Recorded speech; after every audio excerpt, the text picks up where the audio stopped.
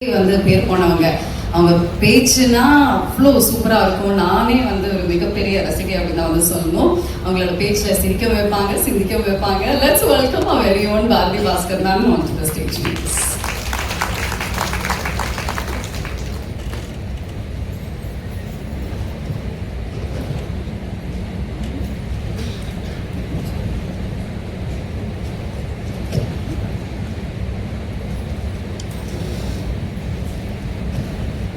மரியாதைக்கும் வணக்கத்துக்கும் உரிய இந்த நிறுவனத்தினுடைய தலைவர் பெருமை மிகு திரு ஜாய் அவர்களே, அவருடைய துணைவியார் அவர்களே, வணக்கத்துக்குரிய ஐயா நல்லி செட்டியார் அவர்களே, மரியாதைக்குரிய தியாகராஜன் சார் அவர்களே, தம்பி பிரசாந்த் அவர்களே, ஜாய் அலுகாஸ் நிறுவனத்தை சார்ந்த தலைமை பொறுப்பிலும் ஏனைய பணிகளிலும் இருக்கிற அன்பான நண்பர்களே, அரங்கத்திலே அமர்ந்திருக்கின்ற கல்யாண மாலை ஐயா திரு மோகன் அவர்களே, எங்களினுடைய எல்லா கல்யாண மாலை நிகழ்ச்சியினுடைய இயக்குநராக இருந்து எங்களை எப்போதும் மாற்றுவித்துக் கொண்டிருக்கின்ற திருமதி மீரா நாகராஜன் அவர்களே, அரங்கத்திலே இருக்கின்ற திரைத்துறையை சார்ந்த அனைத்து பிரபலங்களே, ஆர்கே சார் அவர்களே, கதிரவன் சார் அவர்களே, தேவயானி மேடம் அவர்களே, சரண் சார் அவர்களே, லயன் கோபி அவர்களே, அன்பான தம்பி அவர்களே, பேரு தெரியல, அன்பான தம்பி அவர்களே, ஊடகத்துறை சார்ந்த பெருமக்களே, இந்த அரங்கத்திலே இருக்கின்ற அன்பு சொந்தங்களே, எல்லாருக்கும் என்னுடைய மிக பணிவான வணக்கங்கள். உங்களுக்கெல்லாம் கொஞ்சம் பயமா இருக்குன்னு எனக்கு புரியுது. ஏன்னா எங்க நடுவரும் இல்லை பெல் அடிக்கிறதுக்கு. இவங்க எவ்வளவு நேரம் பேசுவாங்களோன்னு எல்லாருக்குமே கொஞ்சம் டென்ஷனா இருக்கு. நான் ரொம்ப குறிப்பா ஒரு 2 விஷயங்களை தான் இங்க சொல்லணும்னு நான் நினைக்கிறேன். இது வள்ளுவர் கோட்டம் அரங்கத்துல நாம இருக்கோம். அதனால ஒரு திருக்குறள்ல ஆரம்பிச்சு ஒரு திருக்குறளை முடிக்க போறோம், அவ்வளவுதான் சொல்றேன். எனக்கு நினைவுக்கு வருகிற முதல் திருக்குறள் நீங்க கேட்டிருப்பீங்க அநேகமா.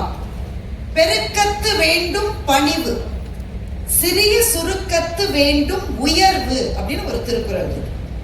என்ன பொருள்னா, நல்லா வளர்ந்து பெரிய அதிகாரத்திலயோ வசதியிலயோ இருக்கிற போது பணிவாதான் இருக்கணும் அப்படின்னு சொல்லிட்டு அடுத்த லைன்ல வள்ளுவர் என்ன சொன்னார்னா, ஆனா வளர்ந்து வர்றாங்க இல்ல, அப்ப என்ன வேணும்னா அப்பவும் மனசுல பணிவு வேணும், ஆனா கொஞ்சம் உயர்வு, நான் கூட பெரிய ஆள் தான் அப்படின்னு சொல்லணும். சொல்லலன்னா என்ன ஆகும் உங்க எல்லாருக்கும் தெரியும், ஏறி மிதிச்சிருவாங்க.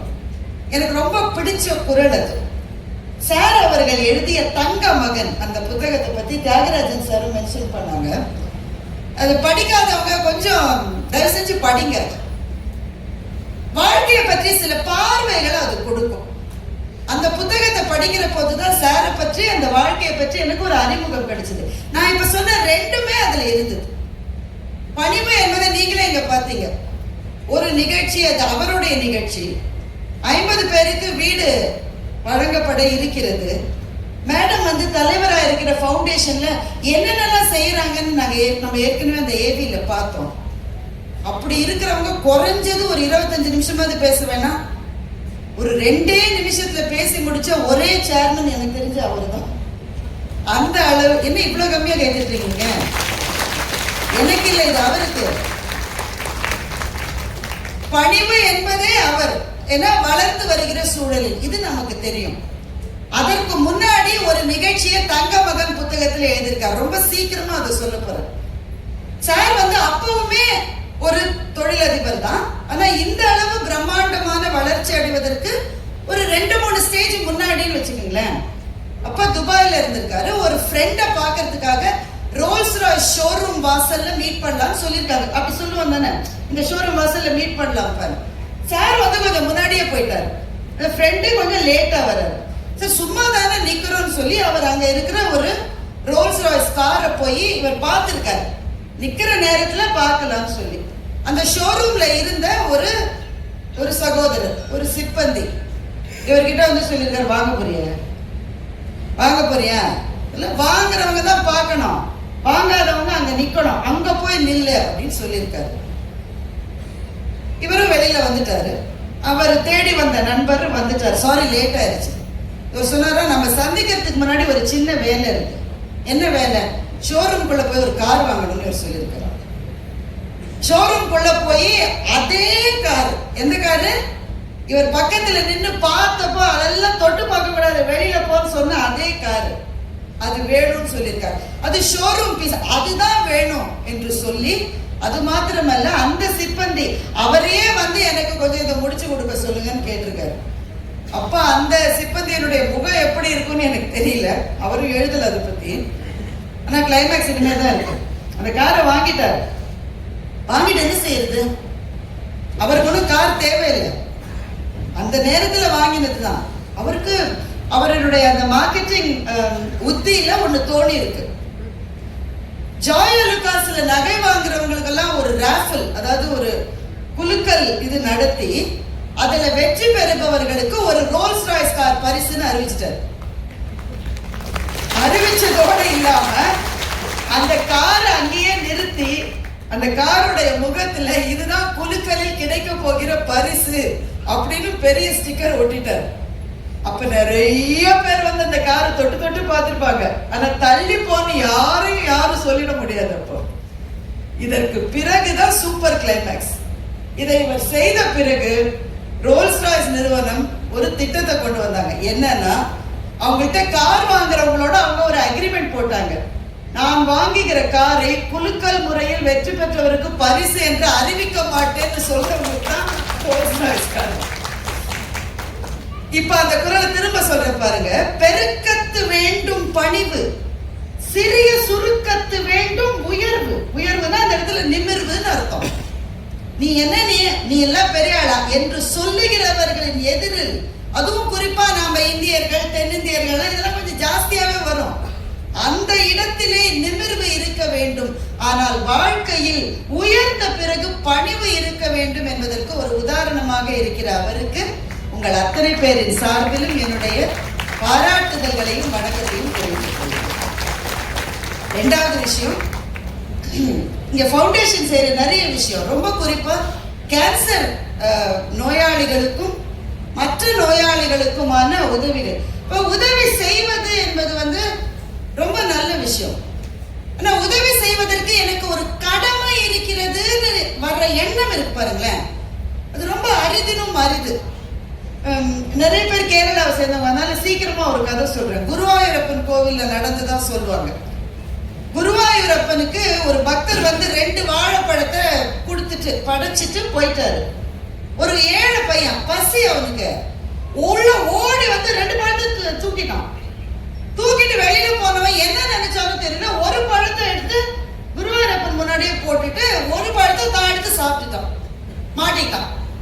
ஏய், குருவாயூரப்பனுக்கு போட்ட பழத்தை நீ எடுத்தியா, உனக்கு தண்டனை அப்படின்னு சொல்லி அங்க இருந்த ஒரு பெரியவர் என்ன தண்டனைன்னா 100 தடவை அந்த கோயிலை சுத்தி வான்னு சொல்லிட்டார். சொன்னதோட அவரே உட்காந்து என்றாரு. 100 தடவை வந்தானா. ரவுண்ட் 1 பையன் வந்துட்டான். ரவுண்ட் 2 பார்த்துட்டே இருக்காரு, கண்ணை தேய்ச்சிட்டு பாக்குறாரு. சல் சல்லுன்னு சலங்க வெளி கேட்கிறது. மயில் பீலி அசைய அசைய அந்த கிருஷ்ணனே 2வது ரவுண்ட்ல வந்தான். என்னடா அது கிருஷ்ணன் நடந்து வரானேன்னு பார்த்தா 3வது ரவுண்டு பையன் வரான், 4வது ரவுண்டு கிருஷ்ணன் வரான், 5வது ரவுண்டு பையன் வரான், 6வது ரவுண்டு கிருஷ்ணன் வரான். 100 ரவுண்டு முடிச்ச அப்புறமா கிருஷ்ணரை பிடிச்சிட்டாரு.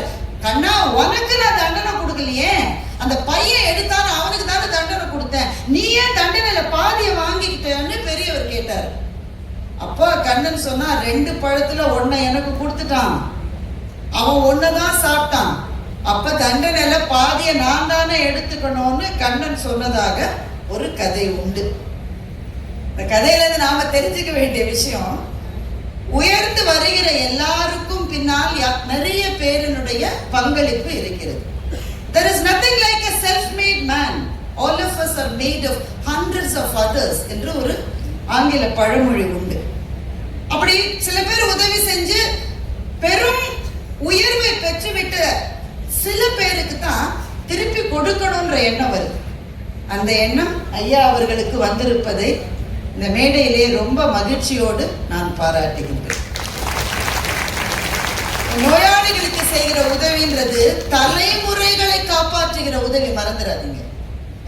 நோய் வந்துருச்சு, அதுல இருந்து மீண்டு வருகிற அளவு வசதி இல்லைன்ற உங்களுக்கு செய்கிற உதவி இருக்கு பாருங்க, உங்களுக்கு மன நிம்மதியை மாத்திரம் தராது, அது தலைமுறையை காக்கும் என்ற நம்பிக்கை நம்முடைய மண்ணில் உண்டு.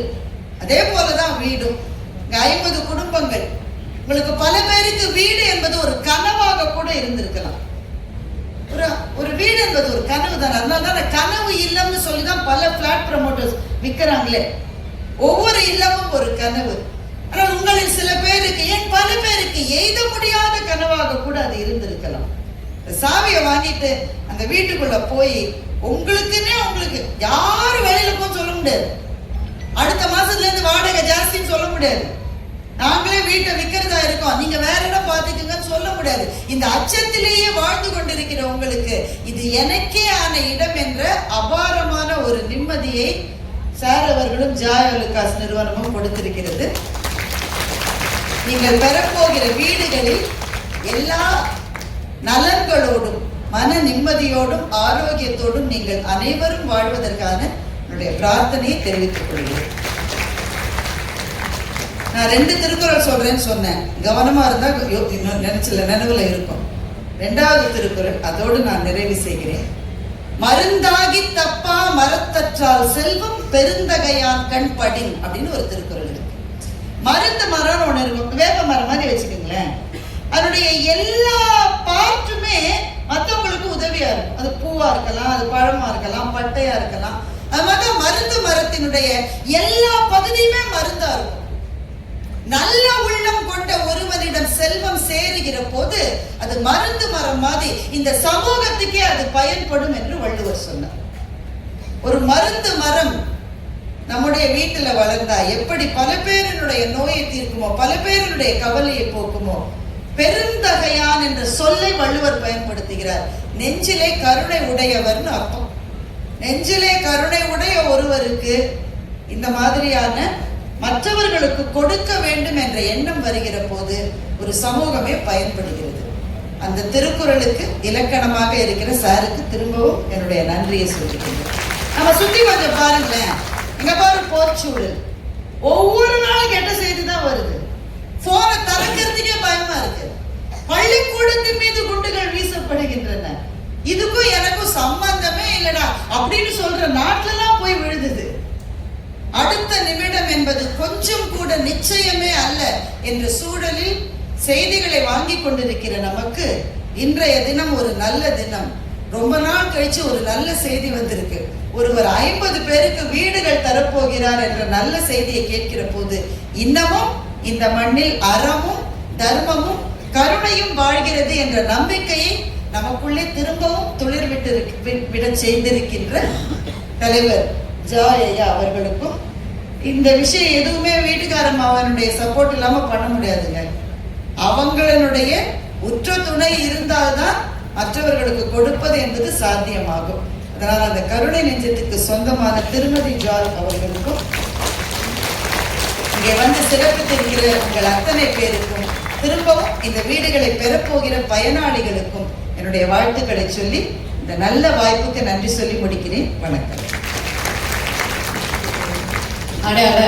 அவங்களோட பேஜ்ல கட்டி போட்டு எல்லாத்தையும் சிரிக்க வச்ச சிந்திக்க வச்ச நம்மளுடைய பாரதி பாஸ்கர் மேம் அவர்களுக்கு அரங்கம் நிறைந்த கைத்தட்டல்கள் கொடுத்துடலாமா ப்ளீஸ்? நன்றி.